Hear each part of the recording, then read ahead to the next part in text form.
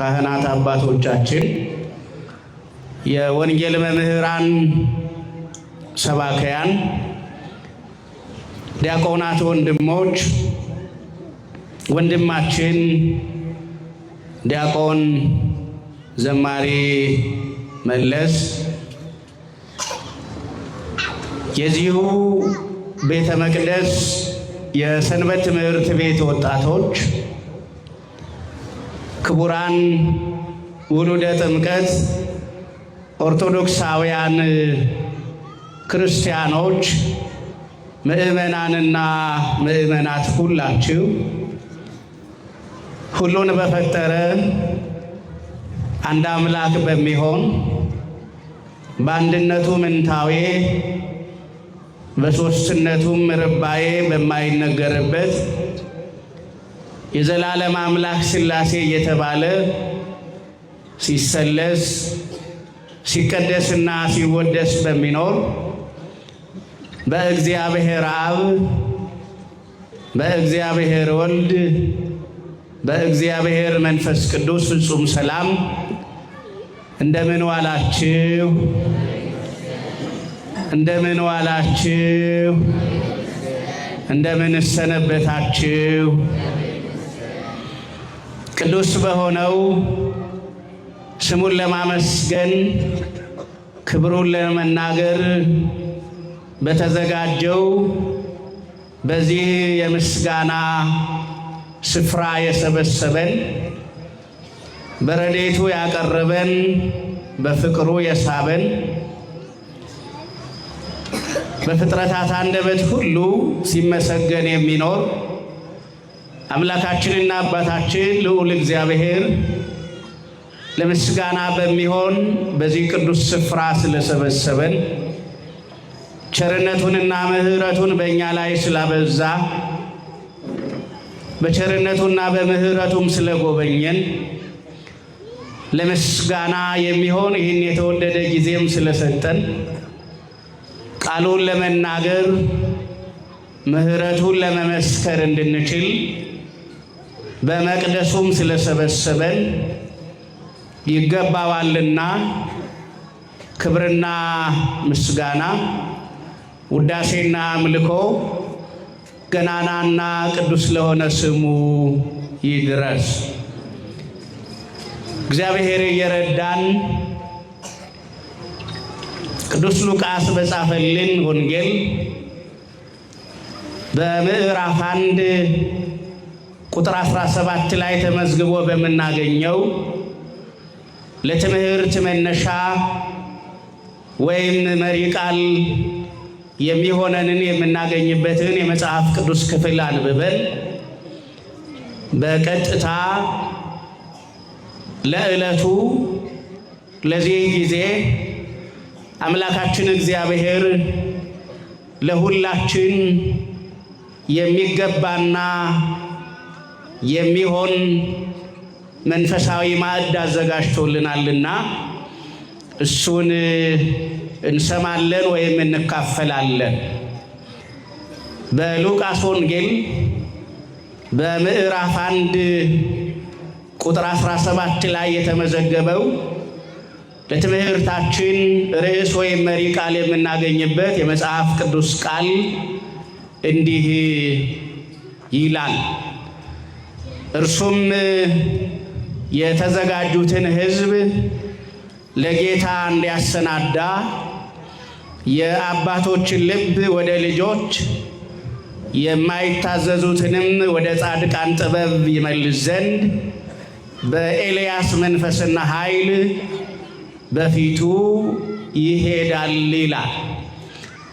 ስለዚህ እኔ ስላነበብሁት ሁላችን ስለሰማነው ከዘመናትና ከጊዜያት በፊት ስለተገለጠው ስለሚያጽናናን፣ ስለሚመክረን፣ ሕይወትና ክብር ስለሚሰጠን፣ ጸጋንና መንፈሳዊ ኃይልንም ስለሚያጎናጽፈን ስለዚህ ቅዱስ ቃል የአምላካችን የልዑል እግዚአብሔር ስም የተመሰገነ ይሁን። ለትምህርታችን የሚሆነንና የሚመራን ኃይለ ቃል ወደ ጻድቃን መመለስ የሚል ይሆናል። አምላካችን እግዚአብሔር በዚህ ኃይለ ቃል እንዲያስተምረንና እንዲመክረን የእሱ መልካም ፈቃድ ይሁን። የንጽሕተ ንጹሐን የቅድስተ ቅዱሳን የጸጋ እናታችን የቃል ኪዳን አማላጃችን የባህሪያችን መመኪያ የድንግል ማርያም የእናትነት ፍቅር የቃል ኪዳን ምልጃም ይጽናልን። የታላቁ ሐዲስ ሐዋርያ ቅዱስና ጻድቅ በዚህ ቀን መታሰቢያቸውን ቤተ ክርስቲያን አክብራና አድርጋ ያሰበቻቸው የጻድቁ የአቡነ ተክለ ሃይማኖት ጸሎት በረከትና ረድኤትም ለእኛ ይድረስ። የመላእክት ጥበቃ የጻድቃን የሰማዕታት ጸሎትና በረከትም ለሁላችን ይደረግልን። የትምህርታችን መሪ ቃል በድጋሜ ለማስታወስ ወደ ጻድቃን ጥበብ መመለስ የሚል ይሆናል። ስለዚህ የትምህርታችን ርዕስ ይሄ ይሆንና የትምህርቱ ዋና ሐሳብና ዓላማ ወይም ፍሬ ቃል ደግሞ የጻድቃን ጥበብ ምንድነው? ወደ ጻድቃን ጥበብ መመለስስ እንዴት ይቻላል የሚለውን መረዳትና መመልከት ይሆናል። የትምህርቱ መልእክት ወደ ጻድቃን ጥበብ እንመለስ የሚል ይሆናል። የትምህርቱ መልእክት ወደ ጻድቃን ጥበብ ምን እንበል? እንመለስ። የዚህ ዘመንና የኛ የትውልድ ጊዜ አንዱ ነገሮችን ከባድና አስቸጋሪ ካደረገብን ሁኔታ አንጻር ተነስተን ነገሮችን ስንመለከት በራሳችን መንገድ የምንጓዝ የራሳችንን ምርጫና ፍላጎት የምንከተል የጻድቃንን ጥበብ የዘነጋንና የረሳን ወደ ጻድቃን ጥበብ ለመመለስም ልባችን አእምሯችን እሺ የማይለን የምንሄድበትን መንገድና አቅጣጫ ሳናውቅ እንዲሁ ዝም ብለን የምንጓዝ በመሆናችን ነውና፣ ስለዚህ የትምህርቱ ዋና መልእክት ወደ ጻድቃን ጥበብ ምን እንበል ነው? እንመለስ ነው። አምላካችን እግዚአብሔር በዚህ ኃይለ ቃል የተቀመጠውንና የተገለጠውን ምስጢር እየፈታ እንዲያስተምረን በድጋሜ የእሱ መልካም ፈቃድ ይሆን። አእምሯችንን ከሚፈታተን ልባችንን ከሚበትን የተዘራውንና የምንሰማውን የእግዚአብሔርን ቃል ከልባችን ላይ ነጥቆ ከሚደብቅ ከክፉ መንፈስም እግዚአብሔር በቸርነቱ ይሰውረን። ወደ ጻድቃን ጥበብ ምን ማለት አልኋችሁ? መመለስ። የትምህርታችን መሪ ቃል ይሄ ነው። የሚገኘው ደግሞ በቅዱስ ሉቃስ ወንጌል ምዕራፍ 1 ቁጥር 17 ላይ ነው። ይህ የወንጌል ክፍል ምን እንደሚልና ምን እንደያዘ መጽሐፍ ቅዱሳችሁን ገልጣችሁ በምታነቡበት ጊዜ ሙሉ ሐሳቡን ታገኛላችሁ። እኔ ግን ይህን የወንጌል ክፍል ለትምህርት መነሻ የሚሆነውን ቃል እንድንመሰርትበት ወይም እንድናገኝበት ያነበብሁትና የፈለኩበት ዋናው ምክንያት አንደኛ ዛሬ ጻድቁን ሐዲስ ሐዋርያ አቡነ ተክለ ሃይማኖትን እያሰብን ስላለ በዚህ ርዕስ ብንማር ጸሎታቸው፣ በረከታቸው፣ ልመናቸውና ረድኤታቸው ስለሚደረግልን ስለሚፈጸምልን ለሱ እንዲሆነን ነው። ሁለተኛው በዚህ ርዕስ ለመነሳት ምክንያት ያደረኩት ቀደም ብዬ መልእክቱ ብዬ እንደነገርኋችሁ በዚህ ዘመን ያለው ትውልድ መንፈሳዊና ክርስቲያናዊ ጥበብ የጎደለው ትውልድ ይመስላል። መንፈሳዊ ጥበብ ሲጎድል ክርስቲያናዊ ጥበብ ከትውልዱ ሲታጣ ምድራችን ፀሐይ የሌለባት በጨለማ የምትመላለስ እስኪመስል ድረስ የሚያስደነግጡና የሚያሳዝኑ ነገሮች ይፈጸማሉ እና ይህ ዘመን የጻድቃንን ጥበብ የተረዳ የጻድቃንን ጥበብ የሚያውቅ በመንፈሳዊ ጥበብና በክርስቲያናዊ ብልሃት የሚመላለስ ትውልድ የታጣበት ይመስላል። ስለዚህ ያጣነውን የጻድቃንን ጥበብ እንድንማር ወደ ጻድቃን ጥበብ በመመለስ በመንፈሳዊና በክርስቲያናዊ ሕይወታችን እግዚአብሔርን ደስ ማሰኘት እንድንችል እንዲረዳን ነው ይህን ርዕስ መነሻ ያደረኩት። በድጋሚ አምላካችን እግዚአብሔር በጸጋ መንፈስ ቅዱስ በኃይለ መንፈስ ቅዱስ እርሱ ይምራል። ወደ ጻድቃን ጥበብ ምን ማለት መመለስ። እንግዲህ ቀድመን ማየት ያለብን ወደ ጻድቃን ጥበብ ለመመለስ የጻድቃንን ጥበብ ማወቅ ይቀድማል። ስለዚህ ለመሆኑ የጻድቃን ጥበብ ሲባል መጽሐፍ ቅዱስ የቅዱሳንን የጻድቃንን ጥበብ እንዴት ነው የሚነግረን ነው? ለመመለስ የሚረዳን የጻድቃንን ጥበብ ስናውቅ ነው። ስለዚህ እሱ ላይ ለማተኮር እሞክራለሁ። የመጀመሪያው የጻድቃን ጥበብ ስንል ምን ማለት ነው ካል ቀድመን የምናየው የጻድቃንን ጥበብ የሚያሳስበን ቃል ጻድቃን ጠቢባን ናቸው። ጻድቃን በጥበብ የሚመላለሱ ናቸው። ጻድቃን በእግዚአብሔር ጥበብ መኖር እንዴት እንደሆነ የሚያውቁ ናቸው። ስለዚህ ወደ ጻድቃን ጥበብ እንመለስ ስንል የጻድቃን ጥበብ ምንድን ነው ካል የመጀመሪያው ሳይቀበሉ እንደሚያገኙ ጻድቃን ያምናሉ። የጻድቃን ቀዳሚው መጽሐፍ ቅዱስ የሚያስረዳን ጥበባቸው ምንድን ነው ከተባለ ሳይቀበሉ እንደሚያገኙ ምን ይላሉ? ያምናሉ። ስለዚህ የጻድቃን ጥበባቸው ምንድን ነው ከተባለ እምነታቸው ነው። የጻድቃን መንፈሳዊ ኃይላቸው ክርስቲያናዊ ጥበባቸው ምንድን ነው ካል እምነታቸው ነው። ጻድቃን ሳይቀበሉ እንደሚደረግ ያምናሉ። ከቅዱሳንና ከጻድቃን አንዱ ዘወትር የሚጠቀሰው አባታችን አብርሃም ነው። ስለ አብርሃም መጽሐፍ ቅዱስ ሲነግረንና ሲያስተምረን በኦሪት ዘፍጥረት ምዕራፍ 15 ቁጥር 7 ጀምሮ ስናነብ የምናገኘው ቃል አለ። አብርሃም አንድ ልቡን የሚያስጨንቀውና ሕይወቱን አጥብቆ የያዘው ጥያቄ ነበረው። ያም እግዚአብሔር የተሰጠው የተስፋ ቃል በዘርህ የምድር አሕዛብ ይባረካሉ የሚል የተስፋ ቃል መቼ ነው ከወገቤ ልጅ የሚወጣ?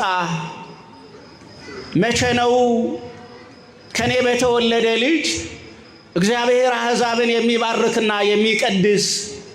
መቼ ነው እግዚአብሔር ልጅ የሚሰጠኝ እያለ አብርሃም በዚህ ይጨነቅ የሚያስብ ነበረ። እናም ከዕለታት አንድ ቀን ዋስተራዮ እግዚአብሔር ለአብርሃም ነው የሚለው። እግዚአብሔር ለአብርሃም ተገለጠለት እና እንዲህ አለው፣ ሰአለኒ ዘትፈቅድ፣ የምትፈልገውንና የምትወደውን ሁሉ ለምነኝ ጠይቀኝ አለው። የሚገርም ነው። እግዚአብሔር የምትወዱትንና የምትፈልጉትን ሁሉ ምን በሉኝ ይላል? ጠይቁኝ ይላል። ምክንያቱም የምንፈልገውንና የምንወደውን ጠይቀን ከእግዚአብሔር ምን እናገኛለን? መልስ እናገኛለን። እግዚአብሔር ለጠየቅነው ጥያቄ ሁሉ መልስ አለው የለውም? እግዚአብሔር መልስ አለው። እግዚአብሔር ይመልሳል። እና አብርሃምን የምትወደውን የምትፈልገውን ሁሉ ጠይቀኝ ብሎ ነገረው። ወዲያው አብርሃም ልጅ የምትሰጠኝ መቼ ነው አለው። ምክንያቱም በአብርሃም ልብ ውስጥ ያለው ጥያቄ ልጅ ነው። ስለዚህ መቼ ነው ልጅ የምትሰጠኝ? መቼ ነው የሰጠኸኝንና የነገርከኝን የተስፋ ቃል የምትፈጽምልኝ ብሎ እግዚአብሔርን ጠየቀ። ወዲያው የእግዚአብሔር ራእይና ቃል ወደ አብርሃም እንደገና መጣና እንዲህ ባለ ድንግዝግዝ ባለ ጨለማ ጊዜ አብርሃም ከቤትህ ውጣና ወደ ላይ ወደ ሰማይ ተመልከት አለው። ወደ ላይ ወደ ሰማይ ምን በል? ተመልከት። እኔ ወዳለሁበት ወደ ሰማይ ምን በል? ተመልከት። አብርሃም ከቤቱ ወጣ፣ በጨለማ ወደ ላይ ወደ ሰማይ ቀና አለ። ከዛ ወዲያው እግዚአብሔር የሚቻልህ ከሆነ እነዚህን የሰማይ ከዋክብት በሰማይ ላይ የምታያቸውን ምን በል አለው? ቁጠር አለው። ከዛ ወዲያው አብርሃም ከዋክብትን መቁጠር አልጀመረም። ወአምኖ አብርሃም ለእግዚአብሔር፣ አብርሃምም በማን አመነ? በእግዚአብሔር አመነ። ቀና ብሎ እንደተመለከታቸው ከዋክብት የአብርሃም ዘር እንደሚበዛ ራሱ አብርሃም በልቡ ምን አለ? አመነ። ከዛ ወዲያው እምነቱ ምን ሆኖ ተቆጠረለት አለን መጽሐፍ? ጽድቅ ሆኖ ተቆጠረለት አለን። እምነቱ ምን ሆኖ ነው የተቆጠረለት? ጽድቅ ሆኖ ተቆጠረለት። ስለዚህ የጻድቁ የአብርሃም ጥበብ ምንድን ነው ከተባለ ምኑ ነው? እምነቱ ነው። አብርሃም በማን አመነ? በእግዚአብሔር አመነ። ያ ማለት ልጅ ሳይቀበል እግዚአብሔር ልጅ እንደሚሰጠው አብርሃም ምን አለ? አብርሃም አመነ። ስለዚህ ወደ ጻድቃን ጥበብ መመለስ ስንል አብርሃም ያመነውን አምላክ ዛሬም ባንቀበልም፣ እጃችን ባዶ ቢሆንም፣ ጤናችን ቢቃወስም፣ የፈለግነውን ነገር ባናገኝም፣ የጠየቅነው ነገር ያልተመለሰልን ቢመስለንም፣ ዓይናችን በእንባ ቢሞላ፣ ቤታችን ባዶ ቢሆንም፣ ነገራችን የተጣመመ ቢመስልም፣ እጃችን ላይ ትቢያና አመድ የሞላ ቢመስልም፣ ወደ ጻድቃን ጥበብ መመለስ ማለት በማን ማመን ነው? በእግዚአብሔር ማመን ነው። እኔ የጠየቅኩትን ጥያቄ እግዚአብሔር ቀንና ጊዜ ቆጥሮ ምን ይልልኛል? ይመልስልኛል። እውነት ነው። እግዚአብሔር እኛ በቆጠርነው ቀንና ጊዜ ሳይሆን ራሱ በያዘው ቀጠሮና ቀን ጥያቄያችንን ይመልሳል። አይመልስም? ይመልሳል። ስለዚህ የመጀመሪያ ወደ ጻድቃን ጥበብ መመለስ ስንል ምንድነው ከተባለ ከጻድቃን ከቅዱሳን የምንማረው እምነታቸውን ነው። እጃቸው ላይ ምንም ነገር የለም፣ ግን እምነታቸውን ቀይረው አያውቁም። ቤታቸው ባዶ ነው፣ ነገር ግን ልባቸው በአምላካቸው በእግዚአብሔር ምን ያለ ነው? የተሞላ ነው። በዙሪያቸው ያለው ነገር ደስ የሚያሰኝ አይደለም። በዙሪያቸው ያለው ጨለማ ነው። በዙሪያቸው ያለው የሞትና የሰቆቃ ድምፅ ነው። ግን እምነታቸውን ምን አይሉም? እምነታቸውን አይለቁም። ሳይቀበሉ እንደተደረገላቸውና እንደተፈጸመላቸው በማን ያምናሉ? በእግዚአብሔር ያምናሉ። የዚህ ዘመን አንዱ ፈተና ምንድን ነው ከተባለ አያችሁ፣ ስጋዊውንና ምድራዊውን በረከት ለማግኘት ስንል ሰማያዊውን ነገር እንለቃለን። ሃይማኖታችንን ለውጠን ልንባረክ እንችላለን እንዴ? እምነታችንን ቀይረን እግዚአብሔር ሊባርከን፣ እግዚአብሔር ሊያበዛን፣ እግዚአብሔር ሊያበለጽገን ይችላል እንዴ? አይችልም። ስለዚህ የመጀመሪያ ወደ ጻድቃን ጥበብ መመለስ ማለት አያችሁ የጻድቃንን የቅዱሳንን የእምነት መንገድ መከተል ማለት ነው። ስለዚህ አንዱ ወደ ጻድቃን መንገድ ስንመለስ የጻድቃን መንገዳቸው እምነታቸው ነው። እምነታቸውን ነው። አንዴ እግዚአብሔርን ድምፅ ሰሙ፣ ያንን ድምፅ ዘለዓለማቸውን ተከተሉ። አንድ የአምላካቸውን እግዚአብሔርን አገኙ። እግዚአብሔርን ሲከተሉ ዘመናቸውንና እድሜያቸውን ምን አሉ? ጨረሱ። ስለዚህ የመጀመሪያው እሱ ነው ወገኖች። ወደ ጻድቃን ጥበብ እንመለስ ስንል እምነታቸውን እንያዝ፣ እምነታቸውን እንወቀው፣ ሃይማኖታቸውን እንወቀው። ስለዚህ የመጀመሪያው እሱ ነው። ሁለተኛ ወደ ጻድቃን ጥበብ መመለስ ስንል ምን ማለት ነው ከተባለ ሁለተኛው እግዚአብሔርን በመፍራት መመላለስ ነው። ሁለተኛው የጻድቃን ጥበብ ማንን በመፍራት መመላለስ? እግዚአብሔርን በመፍራት መመላለስ። እስኪ ዝም ብላችሁ የዚህን ዘመን ሁኔታ ተመልከቱ። አንዱ በምድራችን ላይ ላለው ስቃይና ጭንቀት መነሻውና ምንጩ ምንድነው ከተባለ ማንን የሚፈራ ትውልድ የለም? እግዚአብሔርን የሚፈራ ትውልድ የለም። እግዚአብሔር ያየኛል የሚል ትውልድ ጠፍቷል። አምላኩን እግዚአብሔርን እያሰበ የሚመላለስ ብዙ ሰው አይደለም። የጻድቃን ጥበብ ግን የጻድቃን ጥበባቸው ሕይወታቸው ግን ምንድነው ከተባለ ሁልጊዜ እግዚአብሔርን በመፍራት ይመላለሳሉ። ለዚህ ነው በመጽሐፈ ምሳሌ ምዕራፍ 1 ቁጥር 7 ላይ የምናውቀው ጥቅስ የሚገኘው ቀዳሚሃ ለጥበብ ፈሪሃ እግዚአብሔር። የጥበብ መጀመሪያ የእውቀት መጀመሪያ ማንን መፍራት ነው? እግዚአብሔርን መፍራት ነው። ይሄ ቃል ተደጋግሞ ስለሚባል ሰልችቶን ሊሆን ይችላል። ግን ወገኖች መንፈሳዊ ጥበብ ማለት ማንን መፍራት ነው? ክርስቲያናዊ ጥበብ ማለት ማንን እየፈሩ መኖር ነው? እግዚአብሔርን በመፍራት መመላለስ ነው። እግዚአብሔርን በመፍራት ውስጥ በረከት አለ። እግዚአብሔርን እየፈራን የምንመላለስ ከሆነ የምንፈራው እግዚአብሔር ያስከብረናል። እግዚአብሔርን በመፍራት የምንወጣና የምንገባ ከሆነ በምንወጣበትና በምንገባበት መንገድ ሁሉ ጠባቂያችን ማን ይሆናል? እግዚአብሔር ይሆናል። ከሞት መንጋጋ እግዚአብሔር ያስጥለናል። ከጨለማ አለቃ እግዚአብሔር ይጠብቀናል። ከዲያብሎስ ፍላጻ እግዚአብሔር ይከልለናል። ጠላቶቻችን ከቆፈሩልን ጉድጓድ ማን ያስመልጠናል? እግዚአብሔር ያስመልጠናል።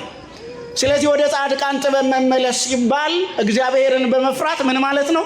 መመላለስ ነው። ቅዱሳን ሕይወታቸውን የፈጸሙት እንዲህ ነው። ቅዱሳን ሕይወታቸውን የፈጸሙት ሰው ያየኛል ብቻ ሳይሆን ማን ያየኛል? እግዚአብሔር ያየኛል። ከሰው አይን መሰወር ቢቻል እንኳን ከማን አይን መሰወር አይቻልም? ከእግዚአብሔር አይን መሰወር አይቻልም። ነቢየ እግዚአብሔር ቅዱስ ዳዊት እንደዛ ነው አይደል የመከረ?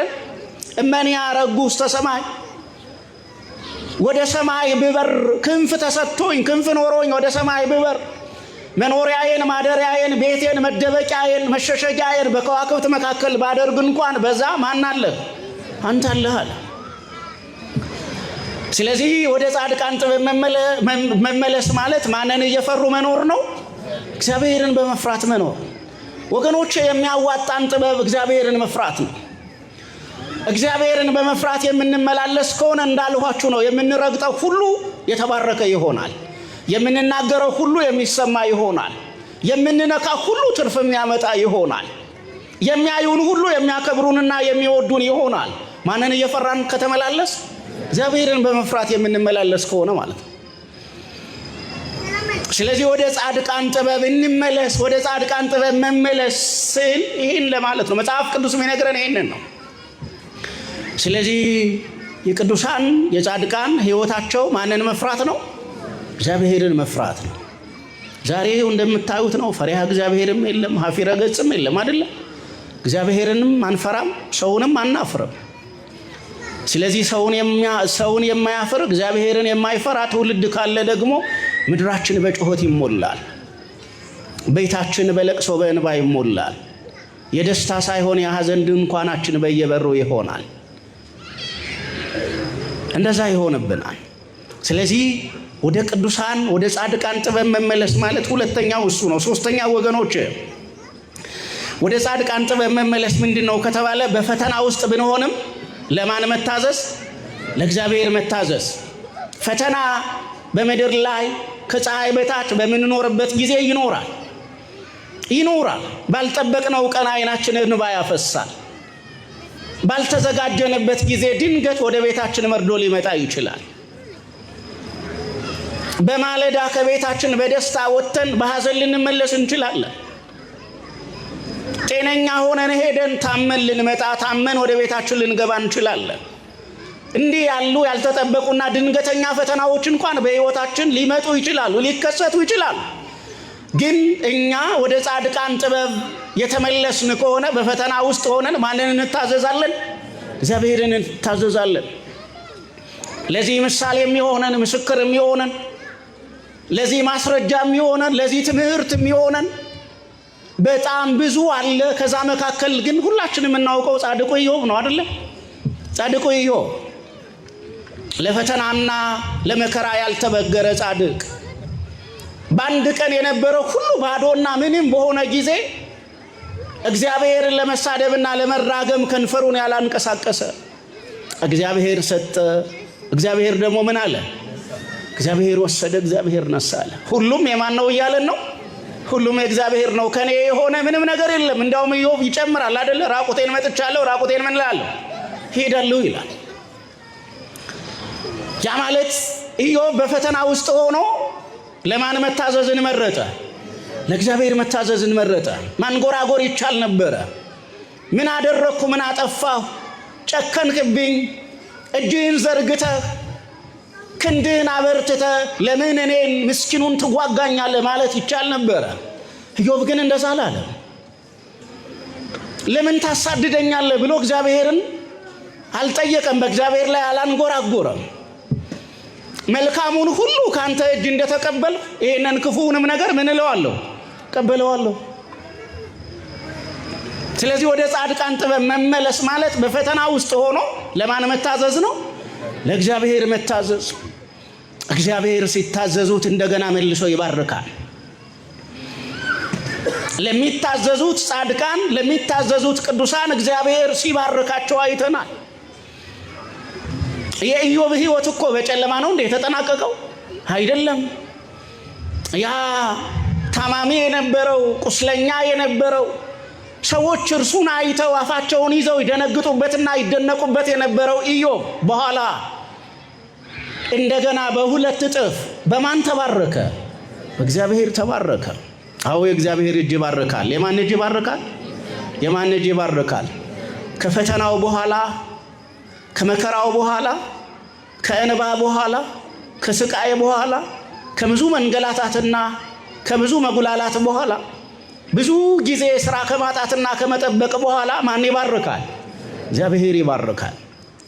ዛሬም ቢሆን በጣም የብዙ ቅዱሳን የብዙ ክርስቲያኖች ሕይወት እንደዛ ነው አይደለ? አንዳንዶች ልጅ በማጣት ተደብቀው ሲያለቅሱ ይቆዩና መጨረሻ ላይ እግዚአብሔር ልጅ እቅፋቸው ላይ ያኖርላቸዋል አይደለ?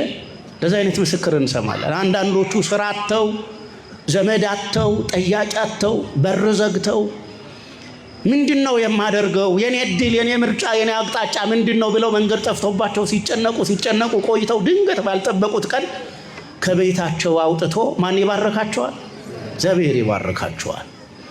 ስለዚህ ወደ ጻድቃን ጥበብ መመለስ ሲባል በፈተና ውስጥም ለማን መታዘዝ፣ በመከራ ውስጥም ለማን መታመን፣ አስቸጋሪ ሁኔታ ውስጥም ማንን ሁልጊዜ ማሰብ? እግዚአብሔርን ማሰብ። እግዚአብሔርን ማሰብ ቅድስናችሁን የሚፈታተን፣ ጽድቃችሁን የሚያስጥል፣ ታማኝነታችሁን የሚያስጥል፣ ለእግዚአብሔር ያላችሁን ክብር የሚያስጥል፣ ለአምላካችሁ ያላችሁን መታመን የሚያስለቅቅ ሁኔታ ላይ ብትሆኑ እንኳን እዚያ አስቸጋሪው ቦታ ላይ ቆሞ ማንን ማሰብ? እግዚአብሔርን ማሰብ። አዎ ብዙ ታሪክ እናውቃለን። ሶስቱ ወንድማማቾች እሳቱ መካከል ቆመው ማንን ያሰቡት? ያሰቡት? እሳት እየነደደ ነው። እሳቱ መካከል ጉድጓዱ ውስጥ ሆነው ግን ማንን አረሱ? አምላካቸውን እግዚአብሔርን አረሱም። ከዛ እግዚአብሔር አስደናቂ ነገር አላደረገም? እዛ ስፍራ ላይ አስደናቂ ነገር አደረገ እግዚአብሔር። ስለዚህ ሶስተኛው ወደ ጻድቃን ጥበብ እንመለስ ስንል የጻድቃን ጥበብ ምንድነው ካል በፈተና ውስጥ ሆኖ ለማን መታዘዛል? ለእግዚአብሔር መታዘዝ። መከራ እኛን እየተከተለን እኛ ደግሞ ማንን መከተል? እግዚአብሔርን መከተል። ከዓይናችን ላይ በረዶ የሚያህል እንባ እየተንከባለለ እየወደቀ እኛ ግን በልባችን ሁልጊዜም እግዚአብሔር አንተ ታላቅ ነህ ማለት፣ እግዚአብሔር አንተ ታላቅ ነህ፣ ይህንን ደመና ትገፈዋለህ፣ ይህንን መከራ ታሳልፈዋለህ፣ ይህ ጊዜ ያልፋል፣ የሳቅ ጊዜ ትሰጠኛለህ፣ የምስጋና ጊዜ ትሰጠኛለህ፣ የክብር ጊዜ ትሰጠኛለህ፣ የጸጋ ጊዜ ታመጣልኛለህ። እንዲህ አሁን በውርደት ዝቅ ባለ ቦታ ላይ እንደተቀመጥኩና እንደሆንኩ አልቀርም። አንድ ቀን ከፍ አድርገህ በሕዝብ ፊት በሞገስ ታቆመኛለህ፣ ክብር ትሰጠኛለህ ብሎ ማንን መታዘዝ? እግዚአብሔርን መታዘዝ። እግዚአብሔርን ተስፋ እያደረጉ ለእግዚአብሔር መታዘዝ። ሌላው ወገኖቼ የጻድቃን ጥበብ ቢወድቁ እንኳን መነሳት ነው። ቢወድቁ ምን ማለት? ቢወድቁ ምን ማለት? መነሳት። በመጽሐፈ ምሳሌ ላይ የታወቀ ብዙ ጊዜ የሚጠቀስ ጥቅስ አለ። ስባ ይወድቅ ጻድቅ ወስባ የተነሳ። ጻድቅ 7 ጊዜ ቢወድቅ እንኳን 7 ጊዜ ምን ይላል? ይነሳል። አዎ የምንኖርበት ዓለም ወገኖቼ ስንራመድ የምንወድቅበት ነው። ስንሞክር የማይሳካበት ነው። ልንሰራ ስንነሳ ስራችንን የምንነጠቅበት ነው። የምንኖርበት ዓለም እንደ ፀሐይና እንደ ጨረቃ እንደ ሌሊትና እንደ ቀን ነገሮች የሚፈራረቁበት ነው። ነገር ግን ጻድቃን እንዲህ አይነት ነገር በሚያጋጥማቸው ጊዜ ግን እንደወደቁ ምን አይሉ አይቀሩም። ስለዚህ ወደ ጻድቃን ጥበብ መመለስ ስንል በመንፈሳዊ ሕይወታችን አሳዛኝ ውድቀት ካጋጠመን ወደ ማን መመለስ አለብን? ወደ እግዚአብሔር መመለስ አለብን። በኃጢአት ስንወድቅ በንስሐ ምን ማለት አለብን? መነሳት አለብን። ሳንዘጋጅና ሳንጠብቅ በኃጢአት ብንወድቅ ሰውነታችን እግዚአብሔርን ቢበድል ለምስጋና የተዘጋጀው አንደበታችን ለርግማን ቢውልብን መስጠት ያውቅ የነበረው እጃችን ከሰው ቢነጥቅ በምስጋና ተሞልቶ የነበረው ከንፈራችን በስድብ ቢሞላ እና እንዲህ አይነት መንፈሳዊ ውድቀት እንዲህ አይነት ከክርስትና የመራቅ ከክርስትና የመውጣት ሃይማኖታዊ ችግር ቢያጋጥመን እንደወደቅን አለመቅረት እንደገና በእግዚአብሔር ኃይል ከወደቅንበት ምን ማለት ነው? መነሳት። የጻድቃን ጥበብ ይሄ ነው። የቅዱሳንን ሕይወት ስታነቡ በቅዱሳን ሕይወት ውስጥ እንዲህ አይነት ነገር ነበረ። በጻድቃን ሕይወት ውስጥ እንደዚህ አይነት ነገር ነበረ። እንደዚህ አይነት ነገር ነበረ። ግን መጽሐፉ የሚነግረን ጻድቃን ቢወድቁም እንኳን ወድቀው ምን አላሉ? ወድቀው አልቀሩም ነው። አዎ የተወደዳችሁ ክርስቲያኖች እናንተ የእግዚአብሔር ልጆች ናችሁ። ዲያብሎስ ሊጥላችሁ ቢገፋችሁም እንኳን እንዳትወድቁለት፣ ከወደቃችሁ ደግሞ በዛው እንዳትቀሩለት። ምክንያቱም እግዚአብሔር ከወደቅንበት እንድንነሳ ኃይል ይሰጠናል። ከወደቅንበት ስንነሳ ደግሞ በንስሐ ይቀበለናል፣ በስጋውና በደሙ ያከብረናል፣ ልጆች ብሎ ድምፁን ያሰማናል፣ እረኛና ጠባቂ ይሆነናል። ስለዚህ ወደ ጻድቃን ጥበብ መመለስ ሲባል ወድቆ ምን ማለት ነው አልኳችሁ? ወድቆ መነሳት ነው። ወይም መውደቅ ቢያጋጥመን እንኳን ምን ማለት አልኩኝ? መነሳት። አንዳንዶች ድንገት ሳያስቡት ዓለማዊ ይሆናሉ።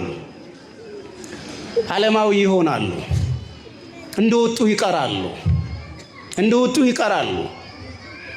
ወደ እግዚአብሔር ቤት ፊታቸውን መመለስ ከብዷቸው እኔማ ሰውነቴ ተበላሽቷል፣ እኔማ አሁን ራሴን ይዤ በእግዚአብሔር ፊት መቆምና መቅረብ የሚገባኝ ሰው አይደለሁም፣ ሰውነቴን፣ ራሴን፣ ሕይወቴን አበላሽቼዋለሁ፣ አሁን ጨለማ ውስጥ ነው ያለሁት፣ ከዚህ ጨለማ እንደገና ወደ እግዚአብሔር ቤት መሄድ አይገባኝም፣ አሁን ያለንሁበት ሁኔታ እንዲህ ነው፣ ከዚህ ወጥቼ ወደ እግዚአብሔር እንዴት እሄዳለሁ?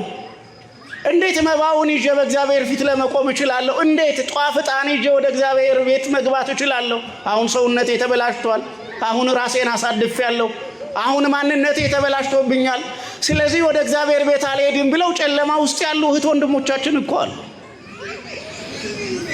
እግዚአብሔር የሚፈልገው ግን ለምን ጨለማ ውስጥ ገባህ አይደለም፣ ከጨለማ ውጣ ነው የሚለው እግዚአብሔር። ከምኑ ውጣ? ካለበት ጨለማ ቤት ውጣ። የአመንዝራ ሕይወት ከሆነ ከዛ ውጣ።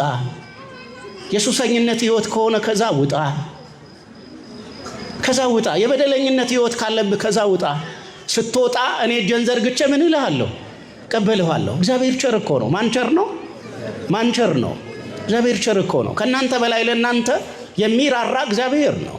ከእኛ በላይ ለእኛ የሚቆረቆር የሚያስብ ማን ነው? እግዚአብሔር እኮ ነው። የእግዚአብሔር ቸርነት ወገኖች ልክ የለውም። የማን ቸርነት ልክ የለውም? የማን ቸርነት ልክ የለውም? ከኃጢአታችን በላይ እኮ እግዚአብሔር ቸር ነው። ከበደላችን በላይ ማን ቸር ነው? ማን ቸር ነው? እግዚአብሔር ቸር ነው። የቆሸሸ ልብስ እንኳን በውሃ ታጥቦ ይጠራል አይጠራም? ይጠራል። እኛ ግን ያልጠበቅነውና ድንገተኛ ውድቀት ቢያጋጥመን ፊታችንን ወደ እግዚአብሔር ብንመልስ፣ መነሳት ብንጀምር፣ መንፈሳዊ ትንሣኤ ሃይማኖታዊ ትንሣኤ ለማድረግ ወደ ንስሐ ለመምጣት በምክረ ካህን በፈቃደ ካህን ለመኖር ብንፈልግ ብንሞክር፣ ያን ጊዜ ማን እጁን ዘርግቶ ይቀበለናል? እግዚአብሔር እጁን ዘርግቶ ይቀበላል። ንጹሐን ያደርገናል። ስለዚህ ወደ ጻድቃን ጥበብ መመለስ ማለት ቢወድቁም እንደወደቁ አለመቅረት የጻድቃን ምንድን ነው? ጥበብ ነው። ስለዚህ እሱ ማለት ነው። ይሄ መጽሐፈ ምሳሌ ላይ ያለ ነው። ስለዚህ በመጽሐፈ ምሳሌ 26:6 ላይ ተመዝግቦ የምናውቀው ቃል ነው። ሌላው ወገኖች የጻድቃን ጥበብ በእግዚአብሔር መደሰት ነው። በማን መደሰት? በማን መደሰት? በዚህ ምድር ላይ ደስ የተሰኘንባቸው ነገሮች በሙሉ ጊዜያዊ ናቸው። ለተወሰነ ጊዜ ደስ ተሰኝተንባቸው ይሰለቹናል። ለተወሰነ ጊዜ ደስ የተሰኘንባቸው ነገሮች ደግሞ ያሳዝኑናል። ለዘላለም ብንደሰትበት፣ ለዘላለም ብናመሰግነው፣ ለዘላለም ብናከብረው፣ ለዘላለም ብንቀርበው፣ ለዘላለም ብንጠጋው የማይሰለች እሱ ማን ነው? እግዚአብሔር ነው። መላእክት አመስግነውት የማይጠግቡት፣ ጻድቃን አክብረውት አመስግነውት የማይጠግቡት፣ ጻድቃን ለዘላለም ደስ የተሰኙበትና የሚሰኙበት እግዚአብሔር ነው። ስለዚህ ወደ ጻድቃን ጥበብ መቅረብ ማለት በእግዚአብሔር ምን ማለት ነው? ደስ መሰኘት ነው። ተፈስሑ ጻድቃን በእግዚአብሔር ይላል ዳዊት። ጻድቃን በእግዚአብሔር ምን ይበላችሁ? ደስ ይበላችሁ። በማን ደስ ይበላችሁ? በማን ደስ ይበላችሁ? አዲስ ዕቃ ብንገዛ የገዛነው አዲስ ዕቃ ከሆነ ቀን በኋላ አሮጌ ይሆናል አይሆንም? ይሆናል። አዲስ መኪና ገዝተን ብናሽከረክር ከሆነ ጊዜ በኋላ መኪናው ችግር ያመጣል። አዲስ ቤት ብንገዛና እዚያ ብንገባም ከሆነ ጊዜ በኋላ እንሰለቸዋለን። የማይሰለች ዘወትር ደስ ልንሰኝበት የሚገባ እርሱ ማን ነው? እግዚአብሔር ነው። ጻድቃን በእግዚአብሔር ደስ ይሰኙ ነበረ። ክብር ምስጋና ለእግዚአብሔር ይሁንና ወገኖች፣ የጻድቃን ደስታቸው እግዚአብሔር ነው።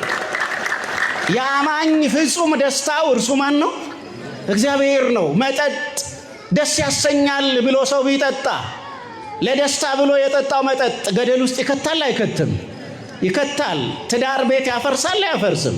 ኢኮኖሚ ያናጋል አያናጋም? ያናጋል። አያችሁ፣ የማይቆረቆር ደስታ፣ ጉዳት የማያስከትል ደስታ፣ ትርፍ እንጂ ኪሳራ የማያመጣ ደስታ፣ የማይሰለች ደስታ በእግዚአብሔር ደስ መሰኘት ነው። ስለዚህ የጻድቃን ጥበባቸው በእግዚአብሔር ምን ማለት ነው? ደስ መሰኘታቸው ነው። ደስታቸው እግዚአብሔር ነው። ደስታቸው እግዚአብሔር ነው። ዓለም ቢነዋወጥ የሰማይ ከዋክብት ቦታቸውን የለቀቁ ቢመስል፣ ነገሮች ሁሉ በጨለማ የተጠቀለሉ ቢመስል፣ ዘወትር ጻድቃን በእግዚአብሔር ምን ይላቸዋል? ደስ ይላቸዋል። ደስ ይላቸዋል። ስለዚህ ወደ ጻድቃን ጥበብ መመለስ ስንል በማን ደስ ይበለን ነው? በማን ደስ ይበለን? በእግዚአብሔር ደስ ይበለን። ሐዋርያው ቅዱስ ጳውሎስ በጌታ ደስ ይበላችሁ ይልና ደግሜ እላለሁ በጌታ ምን ይበላችሁ? ደስ ይበላችሁ። የሚገርም ቃል እኮ ነው።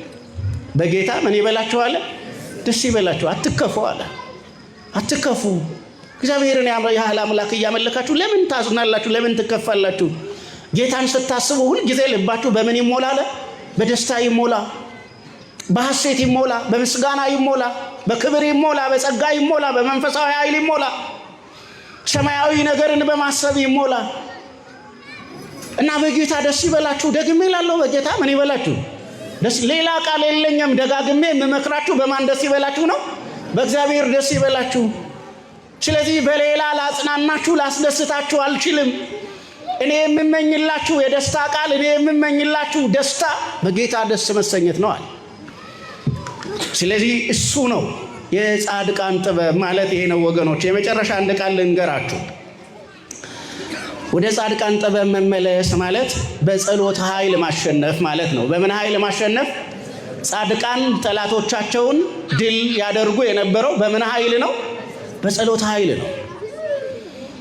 የጻድቃን ጠላቶቻቸው እልፍ አእላፋት ናቸው። የቅዱሳን ጠላቶቻቸው እልፍ አእላፋት ናቸው።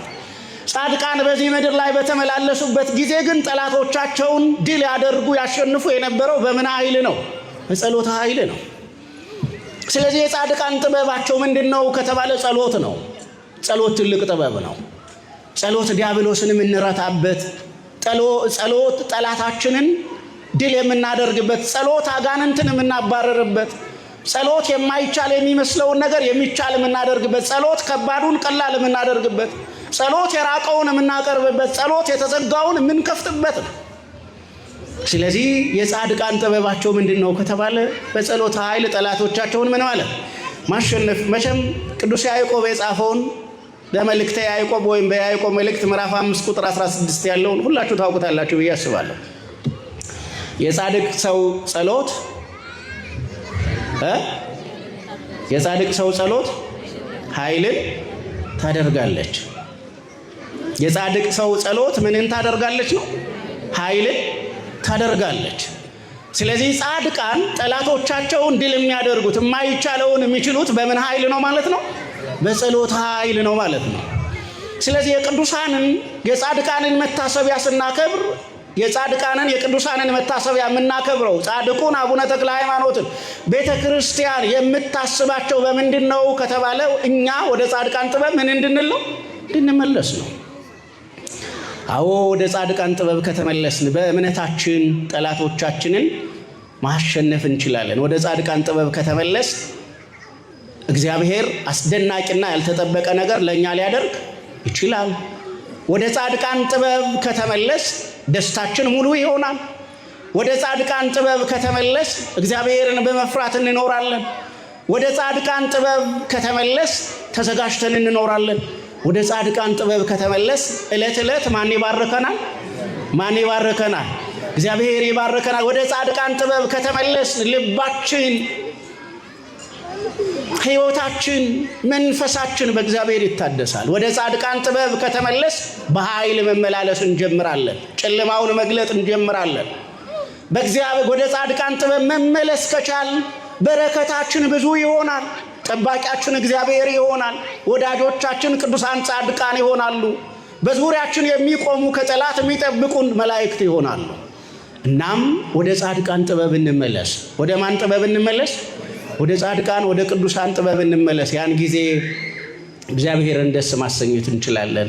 ያን ጊዜ አገልግሎታችን ይባረካል። ያን ጊዜ ምስጋናችን ይበዛል። ያን ጊዜ መዝሙራችን ልባችንን ያጽናናል።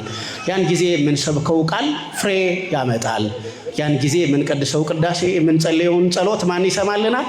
እግዚአብሔር ይሰማልናል። ወደ ጻድቃን ጥበብ ከተመለስን የሰማይ ደጅ በእኛ ላይ ምን አይልም? አይዘጋም። ሁል ጊዜ የሰማይ ደጅ ለእኛ ምን ያለ ይሆናል? የተከፈተ ይሆናል። እና ቀና ስንል ወደኛ እግዚአብሔር ሲመለከት ለኛ የሚያስፈልገውን ነገር እግዚአብሔር ወደኛ ሲልክ ለኛ ሲያቀብል እናያለን። ወደ ጻድቃን ጥበብ እንድንመለስ እግዚአብሔር በምሕረቱ ይርዳል። ትምህርታችን መነሻ የነበረው ወደ ጻድቃን ጥበብ ምን ማለት ነው? መመለስ ማለት ነው። ነጥቦችን ለማንሳት ሞክሬያለሁ። እግዚአብሔር አምላካችን ወደ ጻድቃን ጥበብ መልሶን ይህን የፈተና የመከራ የልቅሶ የብዙ ክርስቲያኖች ሰቆቃ የሚሰማበት የሚታይበትን ጊዜና ዘመን እግዚአብሔር በቸርነቱ ያሻግራል። ደመና ይኖራል። ደመናውን መግፈፍ ባንችል እንኳን እግዚአብሔር አምላካችን ኃይለኛ ዝናብና በረዶ እንዳይመታን በቸርነቱ ይጠብቃል። ለራሳችሁ ጸልዩ፣ ለቤተ ክርስቲያን ጸልዩ፣ በየስፍራው በየቦታው ላሉ ለኦርቶዶክሳውያን ክርስቲያኖች ጸልዩ። ቅድም እንዳልሁት ጸሎት ምን ያደርጋል? ጸሎት ኃይል ያደርጋል። በጸሎት እንተሳሰብ። በጸሎት ምን እንበል? እንተሳሰብ። ተሳሰቡ፣ ግድ የለም በጸሎት የማታውቁት አካባቢ ላይ ያሉ ክርስቲያኖች ከአደጋ እንዲጠበቁ፣ ከመከራ እንዲድኑ፣ ከሞት እንዲያመልጡ፣ በከንቱ እንዳይሞቱ፣ ደማቸው በከንቱ እንዳይፈስ በጸሎት ተሳሰቡ። በጸሎት አንዳችሁ ለአንዳችሁ ወደ እግዚአብሔር በመቅረብ ማልዱ። እንደዛ ከሆነ አስቸጋሪውን ዘመን ማን ያሳልፈናል? እግዚአብሔር ወደ ጻድቃን ጥበብ በመመለስ ያሳልፈናል። አምላካችን እግዚአብሔር አስቸጋሪውን ጊዜ እንድናልፍ በቸርነቱ ይርዳል። ቅድስት ቤተ ክርስቲያንን እሱ ይጠብቅልን። በደሙ የገዛት ራስ የሆናት አለቃ የሆናት ሊቀ ካህናት የሆናት እርሱ ነውና እርሱ ለቅድስት ቤተ ክርስቲያን ብርሃን ዘመን ጊዜ እንዲሰጥ የአምላካችን ፈቃድ ይሁን። ይቆያል።